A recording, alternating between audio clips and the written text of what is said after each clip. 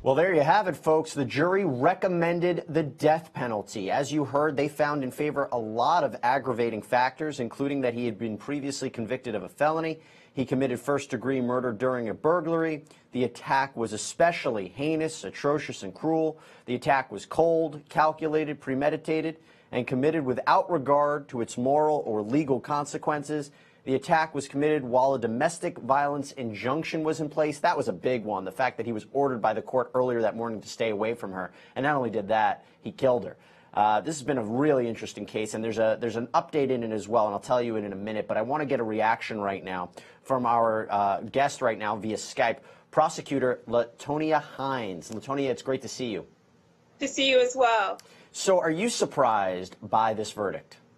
Not at all. If you think about how the prosecution laid out this case, it was a very heinous murder, especially when you think about the fact that he had a second to think about this, and the 9 shots to at least one of the victims. It was a very heinous, very well thought out. It wasn't what we would call a heat of passion type of murder for the victims. And so I'm not surprised that they came back. They came back very quickly, as a matter of fact, with their verdict.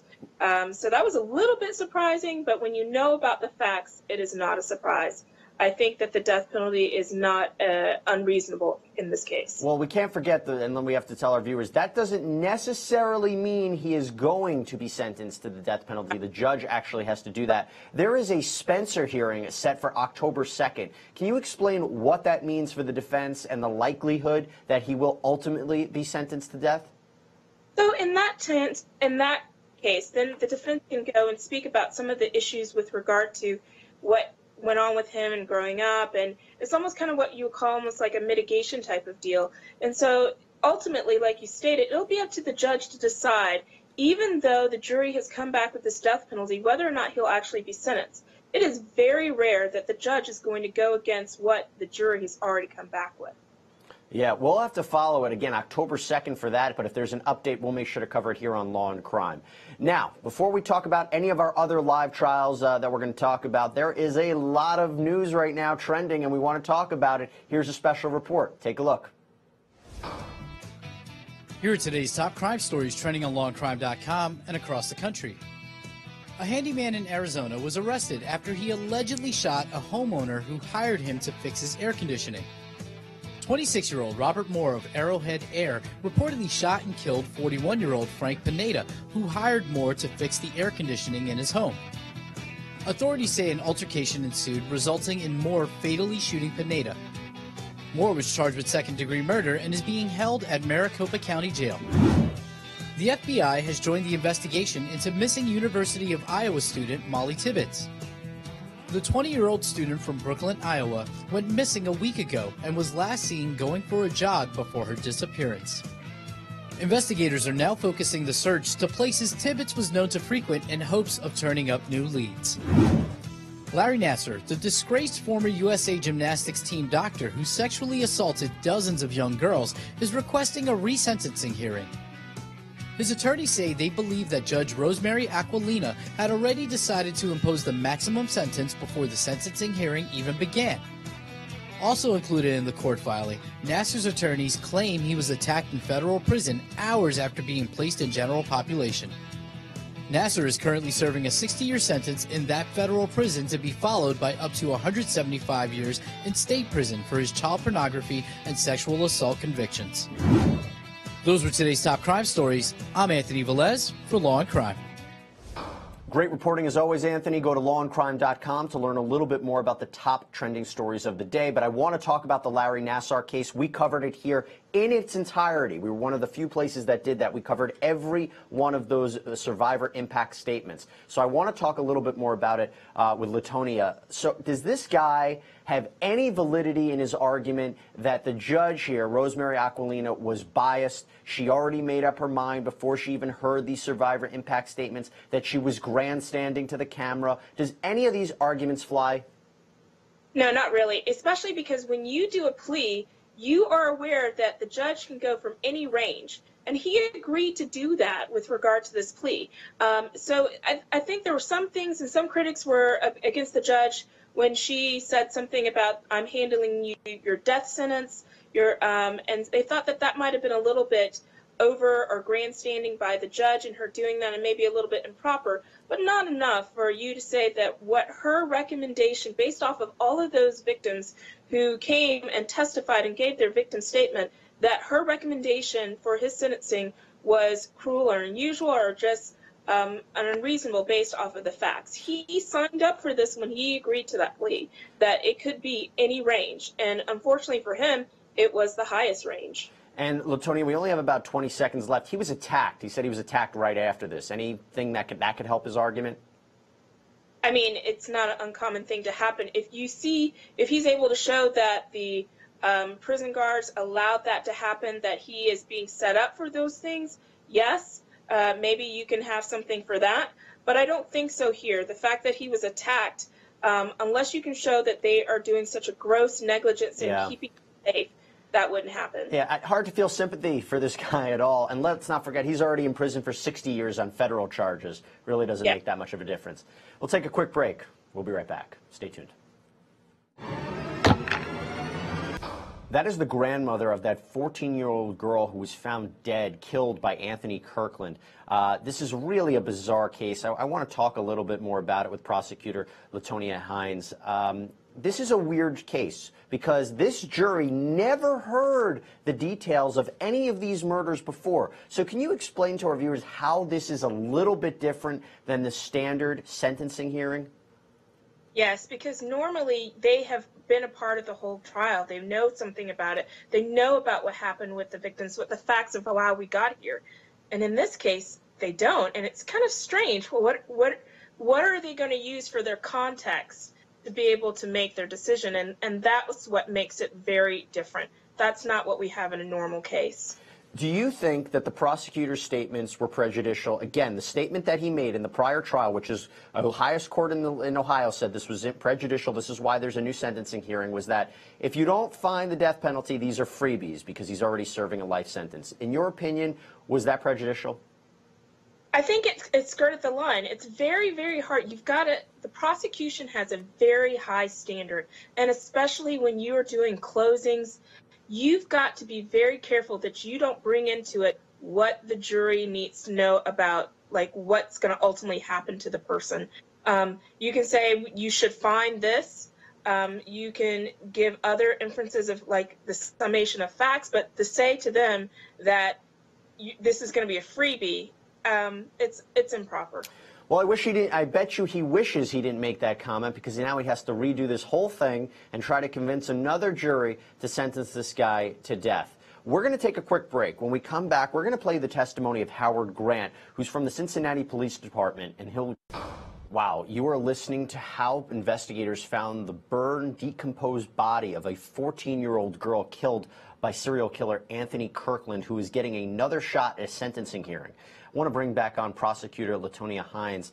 Okay, so his defense, in other words, his defense attorneys are saying, listen, jury, you're going to hear evidence that this man suffers from a mental disease or defect, because how could a person of seemingly average intelligence act in the manner described by the prosecutor? And because of that, don't sentence him to death, don't recommend a death sentence, but life in prison. What do you think about that argument? I think it's awful. I understand what they have to do. But what I would say is, a person... Latonia, I'm sorry, you're breaking up a little bit. Let's see if we can try to work that out. If we can, we'll get you back, because I don't want to miss your answer on that. It's really important, because this is a really bizarre case. This is a situation where you have a jury who's never heard any of that information before. They've never heard it before, and now they're hearing all the details about this case, including this new defense. And that's going to be very interesting to follow how the defense argues this. We expect it to last about 2 weeks. So, when we're going to take a quick break, when we come back, we might be live. Stay tuned. Welcome back, everybody. We're still talking about the Anthony Kirkland case out of Ohio, the man who is a convicted serial killer. He's been convicted of killing multiple girls, including 2 young girls, a 13 and a 14-year-old, but he is getting a second chance at a sentencing hearing, and a new jury will have to determine whether or not he should be sentenced to death. Now, before our last break, I wanted to bring back on right now Prosecutor Latonia Hines, because I asked a question. We kind of got broke up by our connection. The question is that his defense attorneys yesterday said that they're going to present evidence that their client suffers from a mental disease or defect. If you look at imaging from his brain and different experts, he could not control his behavior. And because of that, that is something, a mitigating factor that the jury will have to consider when they determine the death penalty. And I was asking you, what do you think about that argument? I think it's not a great argument. You know why? Because as a prosecutor, I would say there's sometimes when people have a mental defect, and there's sometimes when people are just evil. And for what he did, it's something more than a mental defect. I understand that defense attorneys have to do their best to do a good defense. I've been a defense attorney before. But as a prosecutor, this is not about mental defect. This is about the fact that this person does not have what a normal human being would have, and not with regard to their mental capacity, but the fact that he is just evil to do what he has done. And for them to hear some of the aspects of how the bodies were found, those things, that's going to be more than enough to be able to show that the mental defect that they're talking about isn't what should mitigate what happened to these victims. It's an argument. We'll have to see if it works. But when you hear the grisly details of how these girls were killed and how their bodies were burned to try to get rid of the evidence, I mean, this is some pretty sadistic stuff, folks. What I want to do right now is play you the prosecution's opening statement. Again, I'm keeping a very careful eye on the courtroom. If we're live in either this case or the Demetrius Elder case, we'll jump there. But I want to play you the prosecution's opening statement from yesterday. Now, here's a little interesting tidbit.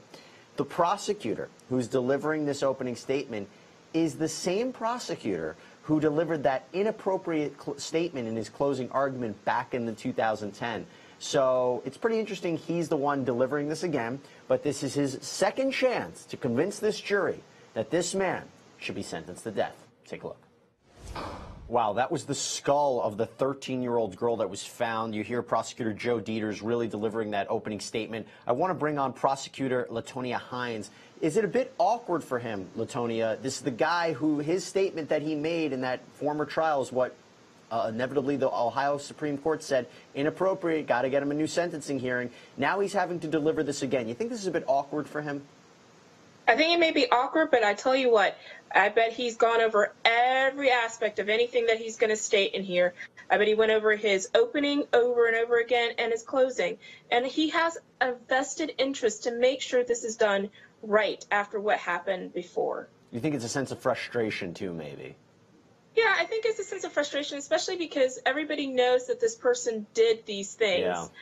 And you want to make sure that he serves the sentence that's appropriate for the heinousness. And you know what? It's maybe appropriate that he's delivering the opening statement. So we'll take a quick break. We'll be right back. A lot to cover.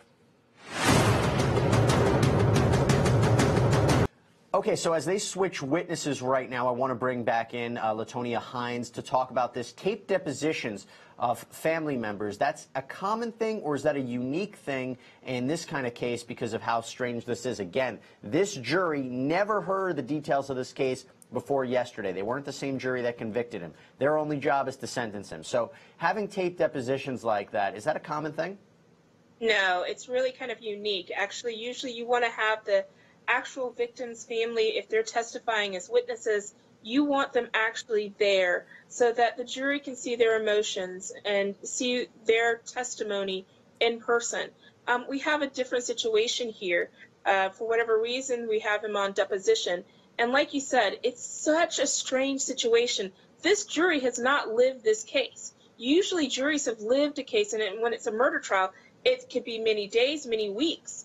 And so they're now just being introduced to it, and they're not having to determine guilt as much as how he should be punished. Right. We have another tape deposition. I believe this could be Esme Kenny's mother, Lisa Kenny, but I'm not 100% sure. Let's go live and we can learn a little bit more. Again, if this is, Esme Kenny was 13 years old when she was killed by the defendant. So let's go live. That is the mother of that 13-year-old girl, Esme Kenny, who was brutally, brutally killed. You see her right there. She was, I believe, the last victim of the defendant, Anthony Kirkland. I want to bring back in prosecutor Latonia Hines to talk about this. Having a family member testify in the sentencing hearing, how much of an impact does that have on the jury? It's an extreme impact because the family member is the closest to the voice you're going to get of the victim. They're going to be able to tell you about that victim. They're going to tell you about the loss of that victim when that person goes missing, the angst that everybody went through, and then when they find out that their person or their child was actually killed and the manner. It's very impactful. You're learning a little bit more about Esme. She was a total joy, according to her mother. A lovely personality, loved people, excited to be alive. 7th grader at the School for Performing Arts. She played cello and guitar. She was 13 years old when she was brutally killed. She was the baby of the family. Like, she was 9. She still slept with her parents. She was just a sweet, sweet young girl taken in the prime of her life. Really a heartbreaking case. And she is just one of 5 victims in this case. Pretty remarkable. We'll take a quick break. We'll be right back. Stay tuned.